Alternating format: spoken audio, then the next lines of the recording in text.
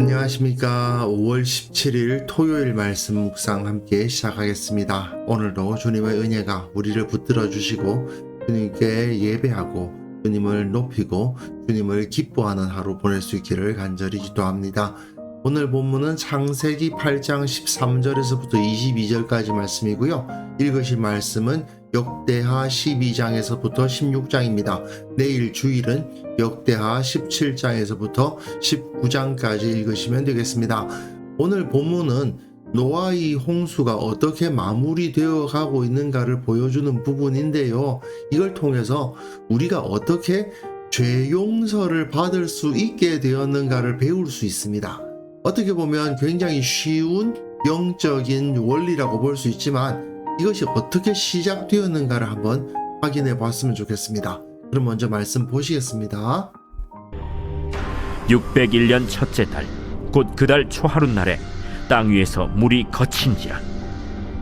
노아가 방주 뚜껑을 제치고 본즉 지면에서 물이 거치었더니 둘째 달 20일의 날에 땅이 말랐더라. 하나님이 노아에게 말씀하여 이르시되 너는 내 아내와 내 아들들과 내 며느리들과 함께 방주에서 나오고 너와 함께한 모든 혈육 있는 생물 곧 새와 가축과 땅에 기는 모든 것을 다 이끌어내라. 이것들이 땅에서 생육하고 땅에서 번성하리라. 노아가 그 아들들과 그의 아내와 그 며느리들과 함께 나왔고 땅 위의 동물 곧 모든 짐승과 모든 기는 것과 모든 새도 그 종류대로 방주에서 나왔더라. 노아가 여호와께 제단을 쌓고 모든 정결한 짐승과 모든 정결한 새 중에서 제물을 취하여 번제로 제단에 드렸더니 여호와께서 그 향기를 받으시고 그 중심에 이르시되 내가 다시는 사람으로 말미암아 땅을 저주하지 아니하리니 이는 사람의 마음이 계획하는 바가 어려서부터 악함이라. 내가 전에 행한 것 같이 모든 생물을 다시 멸하지 아니하리니 땅이 있을 동안에는 심음과 거둠과 추위와 더위와 여름과 겨울과 낮과 밤이 쉬지 아니하리라.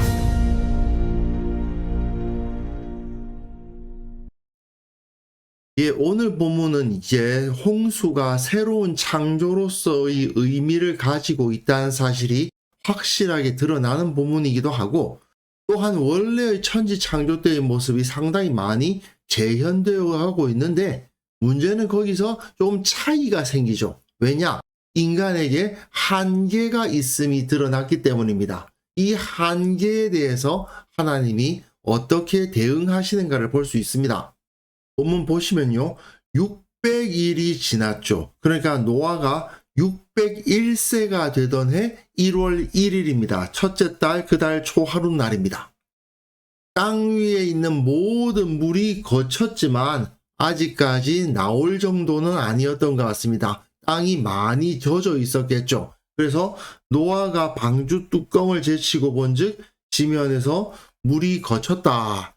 결국 어떻게 보면 노아가 그 땅 위에 물이 거친 것을 목격한 그날이 바로 1월 1일로 설정됐다고 봐도 괜찮을 것 같습니다. 그리고 둘째 날 21의 날에 2월 27일이 되어서야 땅이 말라서 나올 수가 있었다는 겁니다. 하나님이 노아에게 말씀하시되 너는 네 아내와 아들들과 며느리들과 함께 방주에서 나와라. 너와 함께한 모든 혈육 있는 생물 곧 새와 가축과 땅에 기는 모든 것을 다 이끌어내라. 이제 새롭게 그 땅이 시작되는 거죠. 이것들이 땅에서 생육하고 땅에서 번성하리라. 이것은 창세기 1장에서 2번이나 나온 거죠. 물고기와 새들에 대해서도 땅에 번성하라, 생육하고 번성하라는 말씀이 주어졌고, 또한 사람들에게 있어서도 생육하고 번성하여 땅에 충만하라는 명령이 주어졌었습니다. 결국은 이제 노아는 완전히 새롭게 돼버린, 초기화되어 버린 그 땅에 서서 새로운 창조의 주역이 되었다라고 볼 수가 있는 거죠. 이런 표현 자체가 하나님께서 노아를 통해서 새로운 창조를 이루셨구나 하는 것을 확증해 주는 부분이라고 할 수 있습니다. 그리고 이때부터 역사는 다시 흐른 거라고 할 수 있겠죠. 물론 그 이전의 역사가 있었지만 이제 노아가 601세 되던 그달 1월 1일이야말로 역사의 새로운 시작이다. 이렇게 볼 수 있는 거 아니겠습니까? 어떻게 보면 이스라엘이 가나안 땅에 쳐들어가서 그 땅을 멸하고 새롭게 하는 그 날이 결국 그 땅의 새로운 역사의 시작이다. 이런 생각을 갖게도 하죠. 이러한 원리에 의해서 예수님께서 결국은 새로운 역사를 여신 분이라고 해도 우리가 받아들일 수 있듯이 하나님의 역사는 언제나 그 한 기간의 시작을 이루게 마련입니다. 노아가 그의 아들들과 그의 아내와 그 며느리들과 함께 나왔고 땅 위의 동물 모든 짐승과 모든 기는 것과 모든 새도 그 종류대로 다 나왔습니다. 앞에서 하나님께서 하신 말씀이 그대로 이루어졌다라는 것을 보여주는데 이제 노아가 여호와께 제단을 쌓았다. 제사를 드려요. 정결한 짐승들은 7쌍씩 방주에 태웠고 또 1년이나 지났잖아요. 그 방주 내에서 다시 번식했을 수도 있겠죠. 어쨌든 그 가운데 모든 정결한 짐승과 모든 정결한 새 중에서 제물을 취하여 번제로 제단에 드렸다고 되어 있습니다. 가인과 아벨 시대에도 제사는 있었으니까 노아는 그 가운데 하나님께 감사를 드리는 제사를 드렸다는 것인데 문제는 이 21절이 중요해요. 여호와께서 그 향기를 받으시고 그 중심에 이르시되 내가 다시는 사람으로 말미암아 땅을 저주하지 않겠다. 이는 사람의 마음이 계획하는 바가 어려서부터 악하기 때문이다. 사람의 마음 속에 악한 성향이 계속 있기 때문에 사람으로 말미암아 땅을 저주해서는 안 되겠구나. 원래 하나님께서 창조하신 원리에 의하면 사람이 범죄하면 땅이 저주를 받습니다. 근데 이것은 모세 시대까지 그 원칙은 그대로 이어져 와요. 사람이 죄를 범하면 특히 그 죄 중에서도 사람을 죽이는 살인의 죄를 범하면 그 땅이 더러워집니다. 그런데 그렇기 때문에 하나님이 모조리 그 땅을 다 엎어버리고 초기화시킨다고 하면 사람의 마음이 다 악한데 이 노아의 홍수 같은 초기화를 계속 반복해야 된다는 이야기가 되고 맙니다. 그래서 하나님께서는 노아가 드린 그 제사를 받으신 다음에 마음을 바꿔 먹으셨다는 거죠. 어떻게 마음을 바꾸셨느냐? 이제는 제사를 통해서 죄악이 용서받을 수 있는 길이 열린 겁니다.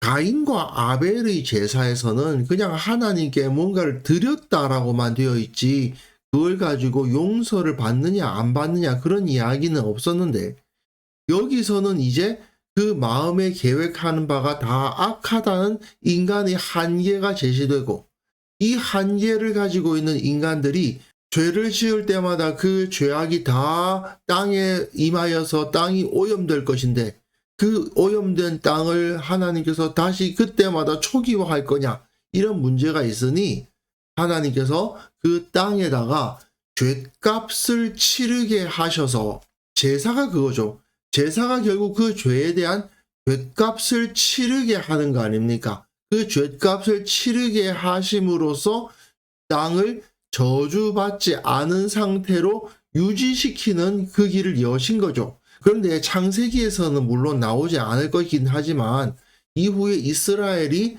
가나안 땅에 쳐들어가서 그들을 완전히 진멸하지 않습니까? 그 진멸하는 것 역시 제사의 의미를 가져요. 완전히 없앤다. 헤렘이라는 단어를 쓰는데 결국 그들의 피를 흘리는 것이 그 땅을 정결하게 하는 거거든요. 그들의 죄악을 그들의 피로 갚는다라는 의미를 갖습니다. 여기서 그 원리가 생기게 되는 거죠. 그래서 하나님이 이제는 땅을 완전히 초기화하는 방식으로 이 죄악의 문제를 해결하지 않으시고 땅이 있을 동안에는 심음과 거둠과 추위와 더위와 여름과 겨울과 낮과 밤이 쉬지 않는, 결국 땅은 그대로 유지되고 그 위에서 계속되는 변화가 있을 것이지만 땅이 그것 때문에 없어져 버리는 그런 일은 이제 없게 하겠다라고 하나님께서 마음을 먹으셨다는 거죠. 자, 이게 결국은 하나님의 용서가 어떻게 가능해졌는가에 대한 설명인 겁니다. 사실 인간이 죄로 인해서 땅이 저주를 받고 세상이 멸망하는 것은 원래의 창조 원리입니다. 하지만 인간이 계속 죄를 범하는 상황에서 땅을 매번 갈아엎고 매번 초기화하실 수 없으니까 대신 그 죄값을 땅에게 치르게 하시는 방식으로 하나님께서는 땅을 보존하기로 하신 거죠.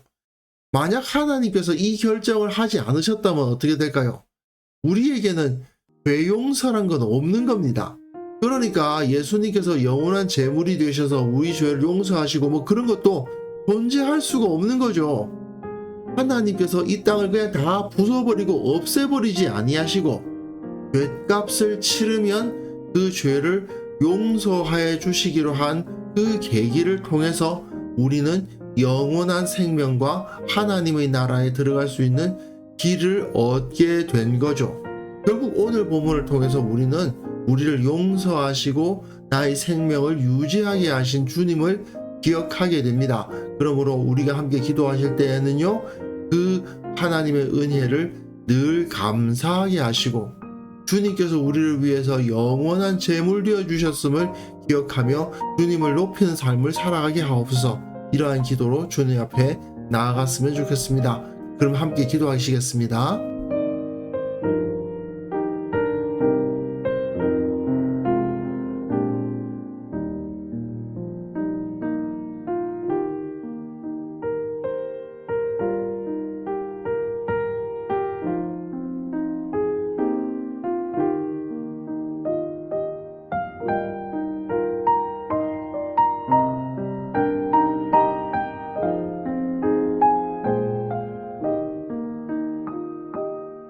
하나님 아버지, 우리를 용서하시고 우리에게 생명 주셨음을 기억하며 늘 주님을 높이고 감사하는 삶을 살아가게 하옵소서.